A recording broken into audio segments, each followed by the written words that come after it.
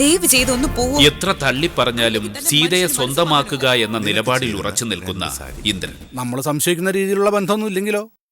ഇത്രയും കാലം മീര എല്ലാവരെയും തെറ്റിദ്ധരിപ്പിക്കുകയായിരുന്നു എന്ന സംശയം ശാരദയ്ക്കും ശങ്കരമാമയ്ക്കും ഉണ്ടാകുന്നു. മീര എന്ന പെണ്ണ് പച്ച പരിഷ്കാരിയാ. അങ്ങനൊക്കെ വരൂ. കുമാരനിലൂടെ അത് സീതയുടെ ചെവിയിൽ രാമേട്ടനെ നഷ്ടപ്പെടില്ലെന്ന് എന്റെ മനസ്സ് പറയുന്നു. നിനക്ക് സീതയെ വേണം, മീരയ്ക്ക് രാമനും ഇന്ദ്രന് സീതയുമെന്ന പൊതുധാരണയിൽ പ്രതാപനും ഇന്ദ്രനും മുന്നോട്ട്. തുടർന്ന് കാണുക.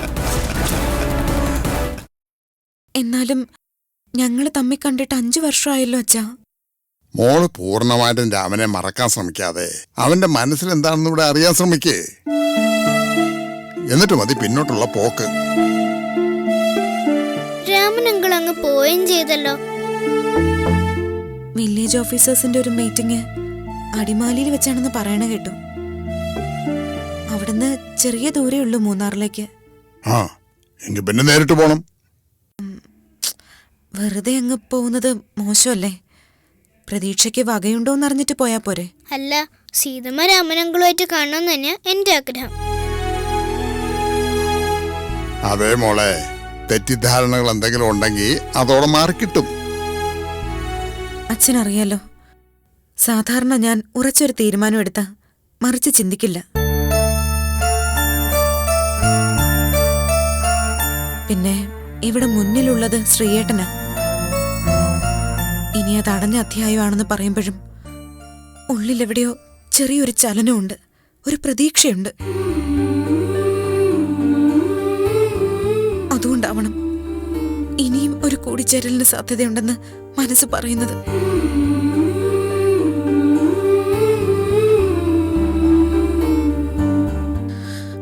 നോക്കാം മീര പറഞ്ഞതൊക്കെ സത്യമാണോ എന്ന്. ആവരുതെന്ന പ്രാർത്ഥന.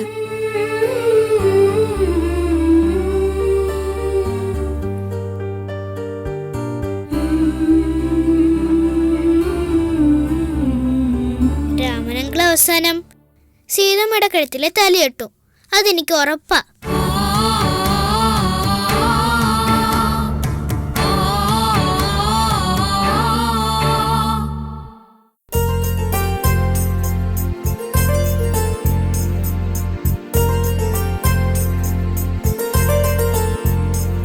അമ്മേ.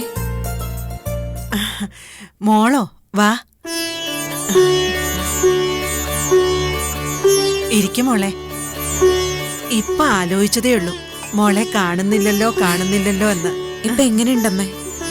രാവിലെ എഴുന്നേക്കുമ്പോ തളർച്ചയും തലയ്ക്ക് ഭാരമൊക്കെ ഉണ്ട്. അതുകൊണ്ട് ശങ്കരേട്ടനും കുമാരനും ഒക്കെ രാത്രി ഇവിടെ തന്നെയാ കിടപ്പ്. കുമാരേട്ടനെ കണ്ടപ്പോ ചിലതൊക്കെ സൂചിപ്പിച്ചിരുന്നു.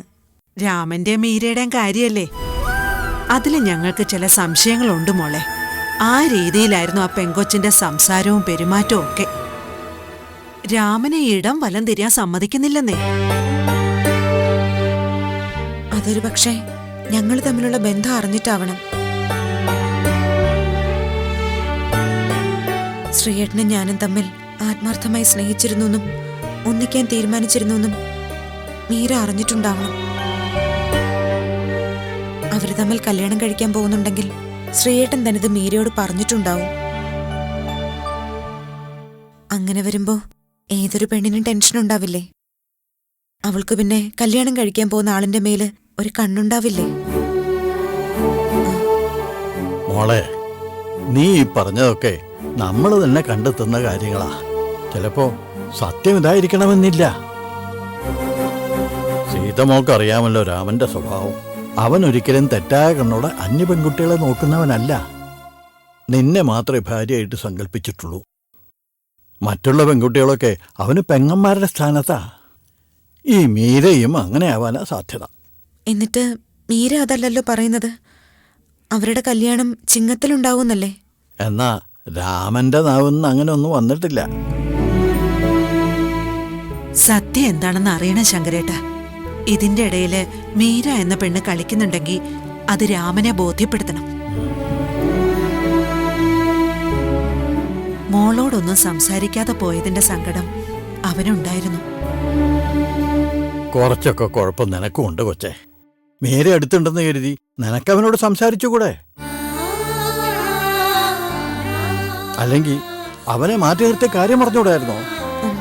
മീര അടുത്തുള്ളോണ്ടാ ഞാൻ. എന്താ മീര നിന്നെ പിടിച്ചു വിഴുങ്ങോ? എന്റെ മോളെ, നിങ്ങൾ തമ്മിൽ എത്ര വർഷത്തെ ബന്ധ? ഞങ്ങളാരും പറഞ്ഞിട്ടല്ലോ നിങ്ങൾ സ്നേഹിച്ചേ.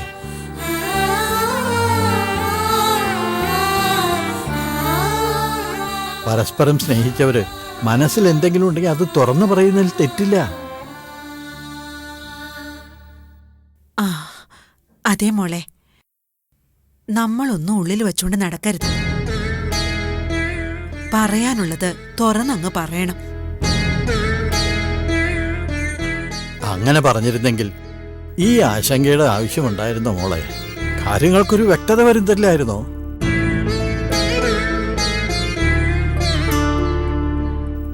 ആ ഇനിയിപ്പോ വിഷമിക്കണ്ട, ഞാൻ അവനെ ഒന്ന് വിളിക്കാം, കാര്യങ്ങൾ തുറന്ന് സംസാരിക്കാം. രാമൻ നിനക്കുള്ള സ്വത്താ, അവനെ നിനക്ക് തന്നെ കിട്ടുമെന്നാ ഞങ്ങളുടെയൊക്കെ വിശ്വാസം.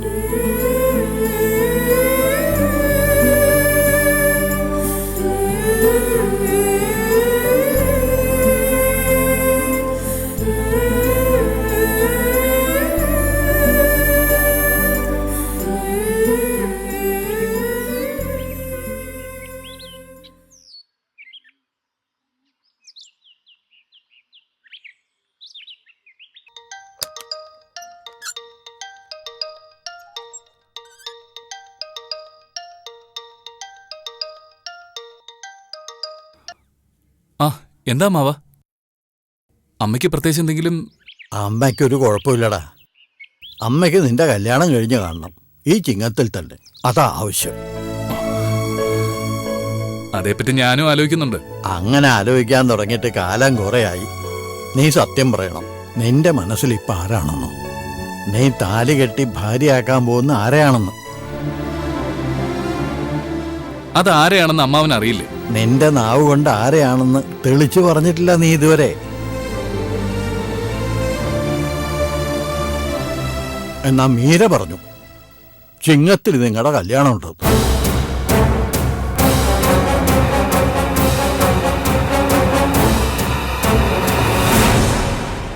തിരുവോണത്തിന് മുമ്പ് നീ അവളുടെ കഴുത്തിൽ താലി കെട്ടുവന്നു. എന്താ എന്താ അമ്മാവൻ നീ പറയുന്നേ? അവള് പറഞ്ഞ കാര്യം തന്നെ. അമ്മാവൻ ഫോൺ വെക്ക. ഹലോ ഹലോ,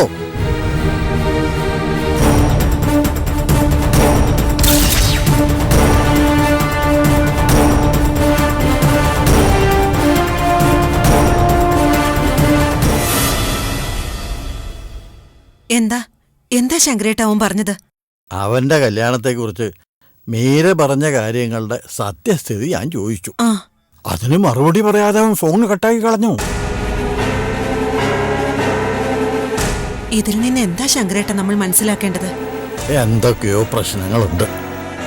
മീരയുമായി ചിങ്ങത്തിൽ കല്യാണം നടക്കുമോ എന്ന് ചോദിച്ചപ്പോ നല്ല പ്രതികരണമല്ല അവന്റെ ഭാഗത്തുനിന്നുണ്ടായത്.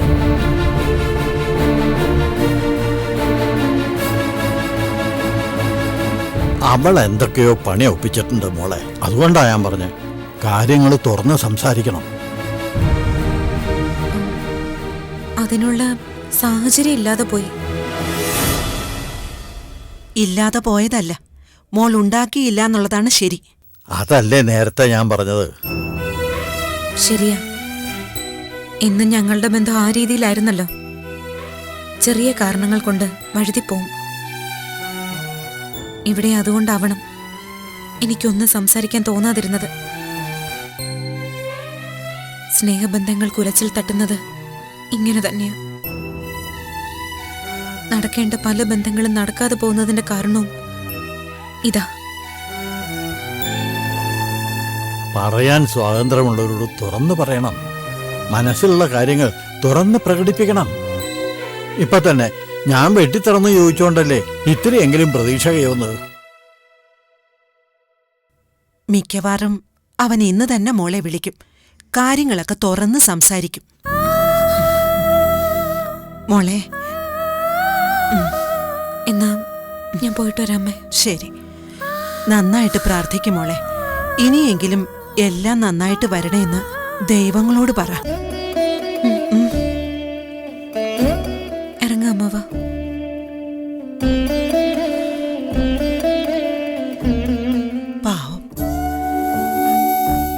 ഈശ്വര, ഇനിയെങ്കിൽ ഈ ബന്ധം ഒന്ന് നടന്നാ മതിയായിരുന്നു.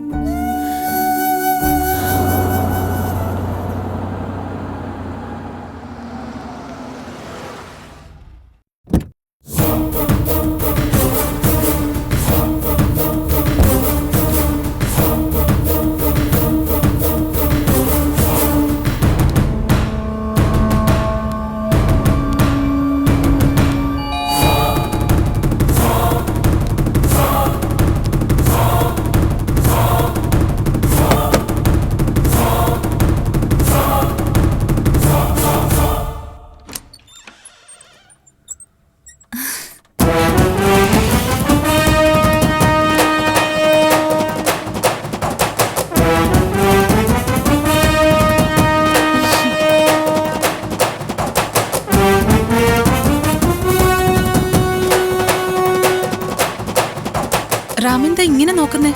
ഇങ്ങനെ നോക്കുകയല്ല വേണ്ടത്, നിന്റെ കാരണത്തിന്റെ കൈയുടെ പാട് വീഴണം. പിന്നെ എനിക്ക് പെൺകുട്ടികളെ തല്ലി ശീലമില്ല, അത് നിന്റെ ഭാഗ്യം.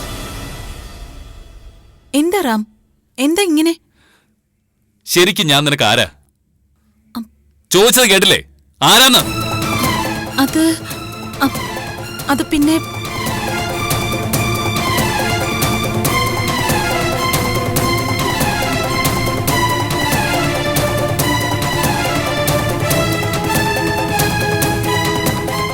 എനിക്കൊപ്പം നാട്ടിലേക്ക് വന്നു, അമ്മയ്ക്കൊപ്പം അമ്പലത്തിലേക്കെന്ന് പറഞ്ഞ് എന്റെ വീട്ടിലും പോയി താമസിച്ചു.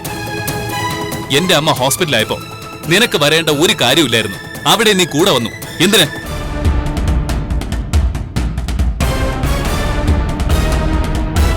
ഞാൻ മൂന്നാറിൽ വന്നിട്ട് 5 വർഷമായി. നീ ഇംഗ്ലണ്ടിൽ നിന്ന് ഇവിടെ വന്നിട്ട് 2.5 കൊല്ലവും. അന്ന് മുതൽ എനിക്കൊപ്പം ഉണ്ടായിരുന്ന നീ ശരിക്കു പറഞ്ഞ എന്റെ വീട്ടിലൊരു അംഗം തന്നെയായിരുന്നു. ആ നേരത്തെ എപ്പോഴെങ്കിലും നീ കരുതുന്ന പോലെ എന്തെങ്കിലും ഒരു വാക്ക് എന്റെ നാവിൽ നിന്ന് വന്നിട്ടുണ്ടോ? അങ്ങനെ നീ കേട്ടിട്ടുണ്ടോ?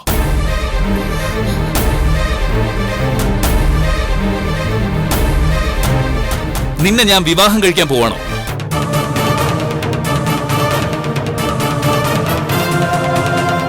അല്ല, റാമിനോടാരാ അങ്ങനെ പറഞ്ഞത്? വെറും വാക്ക് പറയുന്നവരല്ല പറഞ്ഞത്. നാട്ടിൽ പോയി അങ്ങനെ ഒരു ധാരണ ഉണ്ടാക്കിയത് എന്തിനു വേണ്ടിയാ? ഞാൻ അങ്ങനെ ഒരു ധാരണ ഉണ്ടാക്കിയിട്ടില്ല. രാമ, മോള് കല്യാണം കഴിക്കാതെ നിൽക്കുന്നു. രാമനുമായിട്ടാണെങ്കിൽ നല്ല ഫ്രണ്ട്ഷിപ്പും. അതുകൊണ്ട് നിങ്ങൾ ഒന്നിക്കണം എന്നൊരു തോന്നല് എനിക്കുണ്ടായിപ്പോയി. അതുകൊണ്ട് ഞാനാ തിരുവാണിയൂര് പോകണമെന്നും പറഞ്ഞ് മോളെയും കൂട്ടി രാമന്റെ വീട്ടിലേക്ക് പോയത്. അവിടെ വെച്ച് ഞാൻ തന്നെയാ വിവരങ്ങള് രാമന്റെ അമ്മയോടും അമ്മാവനോടും പറഞ്ഞത്. എന്തൊരു അസംബന്ധം നിങ്ങൾ കാണിച്ചത്. എനിക്ക് പെങ്ങന്മാരില്ല, ആ സ്ഥാനത്തായിരുന്നു ഇവള്.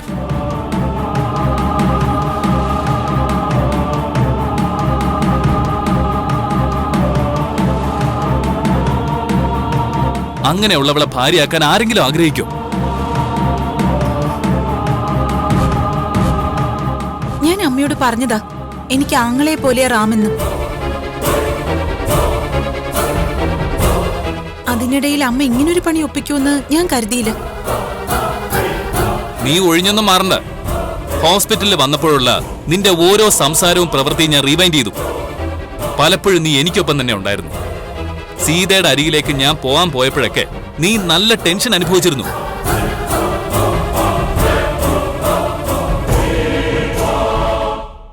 ചാരുമോള് നിന്നോട് പറഞ്ഞ എന്താടി?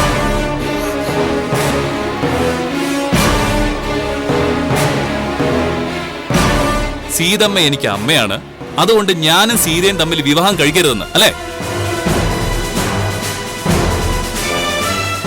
പോകുന്നുണ്ട് ഞാൻ അങ്ങോട്ട്. എന്നിട്ട് എനിക്ക് ചാരുമോളെ നേരിൽ കാണണം, പറഞ്ഞത് എന്താണെന്ന് അറിയണം. നിന്റെ ബുദ്ധിയിൽ തോന്നിയത് നീ പറഞ്ഞതാണോ അല്ലയോ എന്ന് എനിക്കറിയണം.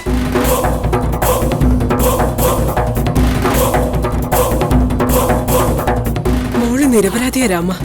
എല്ലാം ഞാനുണ്ടാക്കിയ പ്രശ്നങ്ങളാ. ഇവള് രാമനെ ഒരു ആങ്ങളെയായിട്ടേ കണ്ടിട്ടുള്ളൂ. പിന്നെ എത്രയൊക്കെ ആയാലും ഒരു അമ്മയല്ലേ ഞാൻ. അപ്പോ സ്വന്തം മകളുടെ ഭാവിയെക്കുറിച്ച് ചിന്തിക്കുമല്ലോ. വിശ്വസിക്കാൻ പ്രയാസമാ. കഴിഞ്ഞു പോയ ദിവസങ്ങളിൽ ഇവളുടെ ഭാഗത്തു നിന്നുണ്ടായ സംസാരവും പ്രവൃത്തിയും ഒന്ന് ഓർത്തെടുത്താൽ എനിക്ക് കിട്ടേണ്ട ഉത്തരം കിട്ടും. എന്നാലും ഇത് വളരെ മോശമായിപ്പോയി.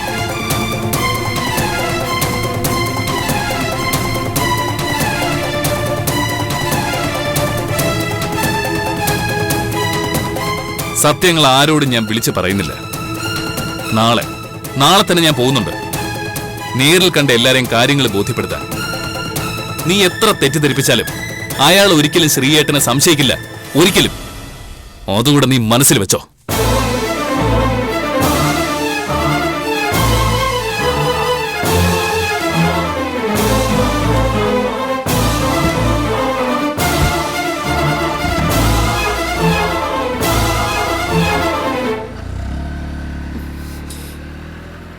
അതിബുദ്ധി ആപത്താണെന്ന് പലതവണ പറഞ്ഞത് ഇപ്പൊ എന്തായി?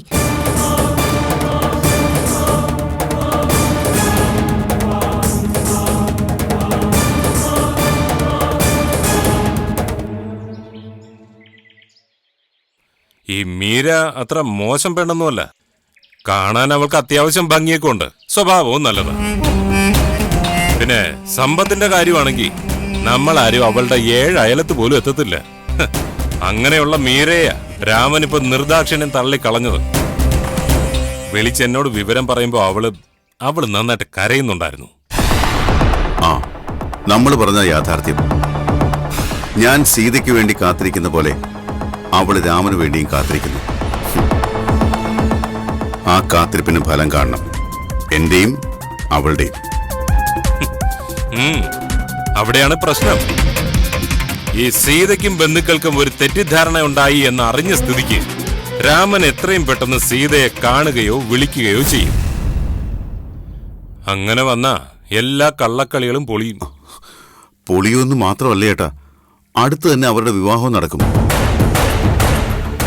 വിഷു ഓണമൊക്കെ താലികെട്ടിന്റെ സമയ, അതുകൊണ്ട് ഭയന്നേ പറ്റൂ. ഇതിനു മുൻപ് ഇതിനേക്കാളും നല്ല സാഹചര്യങ്ങൾ ഒത്തു വന്നതാണ് അവര് തമ്മിൽ ഒന്നിക്കാനെന്ന് നീ തന്നെ എന്നോട് പറഞ്ഞിട്ടുണ്ട്. പക്ഷേ അന്നൊക്കെ അവരെ അകറ്റി നിർത്തി നിന്റെ ബുദ്ധി. ഇന്നിപ്പോ നിനക്ക് കൂട്ടായിട്ട് ഞാനുണ്ട്. അതുകൊണ്ട് നീ വെറുതെ ആദ്യം എടുത്ത് ഓടണ്ട. എന്നുവെച്ചാ? എടാ, ഈ പറയുന്ന രാമനെ ഏതെങ്കിലും മൂലക്കിരുത്തിയിട്ട് സീതയെ കൂട്ടിക്കൊണ്ടുവന്ന് നിന്നെ കൊണ്ട് അവളുടെ കഴുത്തിൽ ബലമായിട്ട് താലി കെട്ടിക്കാൻ എനിക്കറിയാം. അതിനെ എനിക്ക് ഒരു മടിയുമില്ല.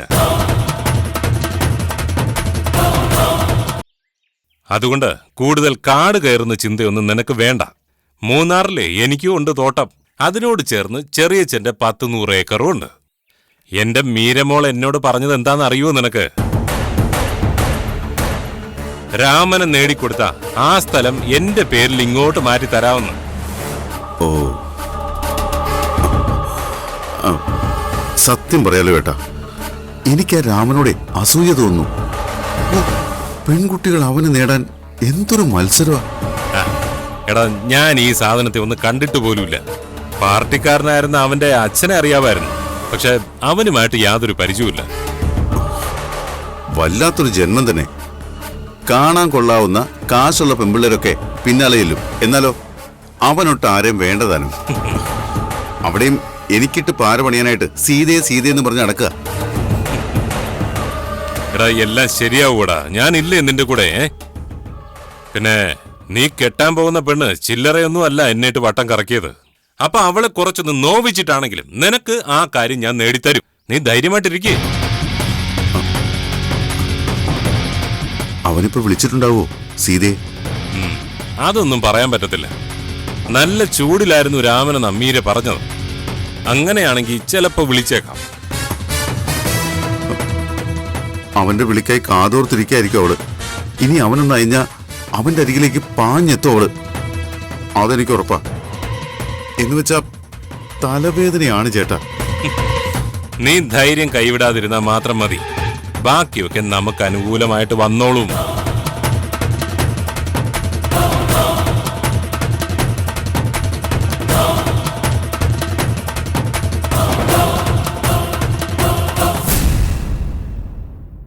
എന്തെങ്കിലും കരടുകളുണ്ടെങ്കിൽ തെറ്റിദ്ധാരണ ഉണ്ടെങ്കിൽ ഇന്നത്തോടെ അത് മാറണം. അവനെ ഇതുവരെ തിരിച്ചു വിളിച്ചില്ലല്ലോ ശങ്കരേട്ടാ. മീര പറഞ്ഞ കള്ളമാണെങ്കിൽ അവളെ അവൻ പൊരിക്കായിരിക്കും. ഇങ്ങനെയൊക്കെ ആൾക്കാര് കള്ളം പറയൂ? ഇഷ്ടപ്പെട്ട പുരുഷനെ കിട്ടാനായി ഇതല്ല ഇതിന്റെ അപ്പുറവും പറയും. അതിൽ ഞാൻ വലിയ അത്ഭുതമൊന്നും കാണുന്നില്ല. എന്തായാലും അവനൊരു മനംമാറ്റം ഉണ്ടായി സീതയെ കല്യാണം കഴിച്ചാൽ മതിയായിരുന്നു. ശങ്കരേട്ടൻ കണ്ടില്ലേ, ഇനി രാമനെ കിട്ടില്ലെന്ന് ഉറപ്പിച്ചു കഴിയുമ്പോഴും അവളുടെ ഉള്ളിന്റെ ഉള്ളിൽ ഒരു വിശ്വാസമുണ്ട് അവൻ തിരിച്ചെത്തുമെന്ന്. നമ്മുടെ കൃഷ്ണന്റെ മോനാ രാമൻ. അവൻ ഒരിക്കലും ഒരു നെറുകേട് കാണിക്കാൻ പറ്റത്തില്ല. പിന്നെ സാഹചര്യങ്ങളാ മനുഷ്യനെ കൊണ്ട് പലതും ചെയ്യിക്കുന്നത്. അന്ന് മീരയും അവളുടെ അമ്മയും തിരുവാണിയൂർ തൊഴാമെന്ന ഓർമ്മയുണ്ടോ? അത് മനഃപൂർവ്വം വന്നായിട്ടാ എനിക്ക് തോന്നുന്നത്. ആ വരവില് അവര് പലതും നമ്മളെ വിശ്വസിപ്പിച്ചു. അമ്മയും മകളും കൂടി തെറ്റിദ്ധാരണ പരത്താൻ വേണ്ടി തന്നെ എത്തിയത്. ഇതിനു മുമ്പും മീര ഇവിടെ വന്നിട്ടുണ്ടല്ലോ രാമനൊപ്പം. അന്ന് രാമനോട് മീര കാട്ടിയ അടുപ്പം പോലും കാണുന്ന ആർക്കും സംശയം തോന്നും. അതുമാത്രമല്ല, അന്നവൻ സീതയെ കാണാൻ പോലും കൂട്ടാക്കിയില്ല. ഇന്നേതായാലും ചിങ്ങത്തിൽ മീരയുമായുള്ള കല്യാണത്തെപ്പറ്റി പറഞ്ഞപ്പോ തന്നെ അവൻ കട്ട് ചെയ്തല്ലോ, കാലി കയറിയ പോലെ. അതുകൊണ്ട് ഇതൊക്കെ നിന്റെ സംശയമാണോ അതോ അതിനപ്പുറത്ത് മറ്റെന്തെങ്കിലും നടന്നിട്ടുണ്ടോന്നോ ഇന്നറിയാം.